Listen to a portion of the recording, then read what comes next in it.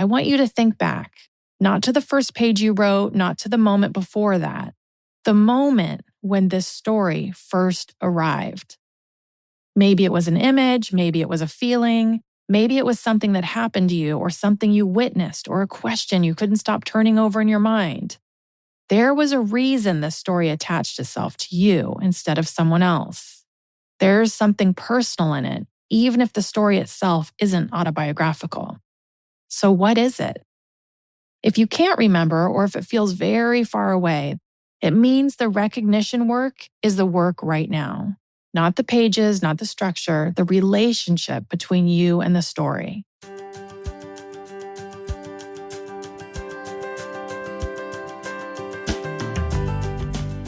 Welcome to The Whole Writer, a place where we talk about what it means to show up as someone who's grounded in their voice, in their community, and in their creative path, even when the world tells them to hustle, compare, or conform.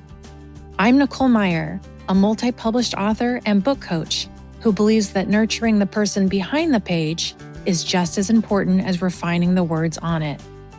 In each episode, we'll explore the terrain of writing life with honesty, warmth, and practical wisdom, creating space for you to write from a place of wholeness rather than depletion. Whether you're drafting your first manuscript or publishing your fifth book, you'll find conversation and companionship for the journey here. So settle in, bring your questions and your curiosity, and let's discover together what it means to write and live with authenticity and purpose. Hey listeners, before we begin, I want to share something that's been on my heart and also an opportunity that grew directly from it. So we're still in early days of 2026, but already I've sat with dozens of manuscripts this year as a developmental editor. And I can tell you, I started noticing something. I was giving the exact same feedback over and over again, regardless of genre or experience level. It's not a talent issue. It's that so many writers arrive at revision without a clear grasp of structure, without a way to diagnose what their draft actually needs, and without a plan for moving forward. So, instead of turning this into a standalone workshop you'd have to wait for, I'm happy to say that I'm bringing this content to my Substack membership as a 4-part series called Before You Revise. It's workshop-level craft and revision guidance designed to help you strengthen your draft before you spiral. So if this sounds good to you, if you'd like to participate, head on over to NicoleMeierWrites.substack.com. That's NicoleMeierWrites.substack.com. The 4-part series starts soon, so if you'd like to join, I'd love to see you there. Okay, writers, you know the feeling. You open your manuscript, you find the place where you left off, and instead of moving forward, you scroll back. Oof. You read what you've already wrote. You tweak a sentence. You change a word and then change it back. You reread the same pages you've reread a dozen times already. And before you know it, an hour has passed and you've written nothing new. And then comes the voice, the one that says, maybe I'm not cut out for this. Maybe the book is broken. Maybe I'm broken. If that's where you are right now, I want you to stay with me today, because what's happening to you is not what you think it is. And the way out is not what most writing advice will tell you. Most writing teachers will tell you that rewriting the same pages is a productivity problem, a discipline problem. They'll give you rules. No looking back until the draft is done. Lock your inner editor away. Just write forward. And look, those rules can help, but they don't address what's actually going on. Because in my experience, when a writer gets stuck in the rewriting loop, it's almost never really about those pages. It's about losing the thread. Not the plot thread, not the structural thread, though that can happen too. But I'm talking about the deeper one, the thread back to your why you started writing the story in the first place. The thing that made you think, even for just a moment, that this story needed to exist, that you were the one to write it. When that thread goes slack, so to speak, you stop being able to move forward. So you go back. You keep returning to the place where you last felt connected to the work, hoping that if you just get those pages right enough, the feeling will come back and carry you forward. I'm here to tell you it won't, not in that way. But the fact that you're searching for it, that actually matters. That's not a writer who has given up. That's a writer who still cares so much they can't let go.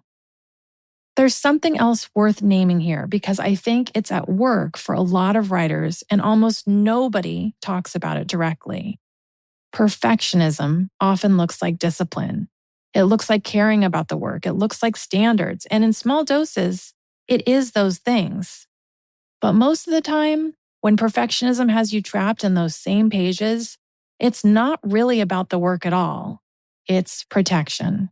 Protection from moving forward into the part of the story you haven't written yet. The part that could expose you. The part where you might not know exactly what you're doing. The part where the gap between what you imagine this book could be and what it actually is on the page becomes impossible to ignore. As long as you're refining what already exists, you're safe. The book can't fail you if you never really finish it, right? All right, I want to say something gently here. That's okay. Being afraid to be seen is one of the most human things there is. There's no shame in it. Every writer I've talked to at every level knows this feeling. They truly do. The ones who finish their books aren't the ones who stopped being afraid. They're the ones who learn to recognize the fear for what it is and move anyway. The first draft is not proof of your talent. It's evidence of your courage. I talk a lot about this over on my Substack at Dearhole Writer. I'm going to say it again because I think people in the back need to hear this. The first draft is not proof of your talent. It's evidence of your courage. Sit with that for a second because I really mean it seriously and I want you to really let it land. A first draft is not the place where you demonstrate that you can write. It's the place where you demonstrate that you're willing to try, that you're brave enough to put something imperfect on the page and keep going, that you trust the process enough to let the book be messy and alive and unfinished, all at the same time. That's not a low bar. That's the whole thing. That's what separates writers who finish from writers that don't. So how do you actually get unstuck? How do you stop rewriting and start moving forward? Not with a rule and not with a productivity system. You do it by going back to the emotional reason you started this book. I want you to think back, not to the first page you wrote, not to the moment before that, the moment when this story first arrived. Maybe it was an image, maybe it was a feeling, maybe it was something that happened to you or something you witnessed or a question you couldn't stop turning over in your mind. There was a reason this story attached itself to you instead of someone else. There's something personal in it, even if the story itself isn't autobiographical. So what is it? If you can't remember or if it feels very far away, that's actually useful information. It means the recognition work is the work right now. Not the pages, not the structure, the relationship between you and the story. One thing I sometimes suggest, take out a blank document or a notebook somewhere separate from your manuscript and write a letter to your book. Not about it, to it. Tell it what you were hoping it would be. Tell it what scares you about it. Tell it what you need from it. This sounds strange, I know, but it works. It bypasses the critical part of your brain and drops you back into the part that actually knows why the story matters to you. You might be surprised at what comes out. Once you've done some of that recognition work, the question becomes, how do you actually move forward on the page? And here's what I want you to understand. Moving forward does not mean abandoning what you've already written. It doesn't mean pretending the earlier pages are fine when they're not. It actually means making a decision, a conscious, deliberate decision, that revision is for later, and your only job right now is to get the story out. The pages you've been rewriting will get their turn. They will, trust me, they will. Everything will get its turn. But a book that isn't finished can't be revised. And a book that isn't revised can't be read. And a book that isn't read can't do the thing you wrote it to do, which is to reach someone. Writing is connection. Change something. matter. So the forward movement isn't a betrayal of the work. It's actually the most faithful thing you can do. When you sit down tomorrow or the next day or next week, open your manuscript and scroll deliberately without stopping to the last new sentence you wrote. Put the cursor there and write the next one. It doesn't have to be good. It just has to exist. That's all. One sentence, then maybe another, then another. Not because they're perfect, but because your story deserves to be finished. And so do you. I want to close with this because I think it's the thing that gets lost most easily when you're in the middle of a hard draft. The fact that you're still here, thinking about this book, still opening the document, even on the days when all you do is reread and close it again. That is not nothing. You're showing up. Be proud of that. That is, in fact, everything. It means the story still has you. It means you haven't given up, even when it feels like you have. The writers who finish are not always more talented than you. They are not more disciplined. They are people who learned to keep going through the hard middle, which is exactly where you are right now. You're not stuck because something is wrong with you. You're stuck because you're in the part of the process that nobody warns you about, and almost nobody talks about it honestly. And now you know what it is, which means you can move through it. Go find the thread, writers. It's still there.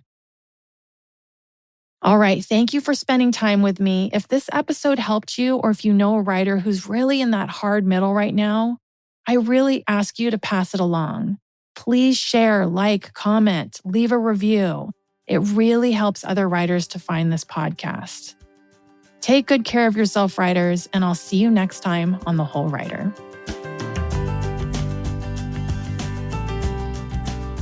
If you want to check out my coaching programs for fiction writers, visit NicoleMeier.com. That's MEIER. And if you like this episode, I'd love you to take a minute to leave a rating and review for this podcast. This will help more writers like you to discover the show and to get going on their writing journey. Thanks so much for listening. Until next time, happy writing, everyone.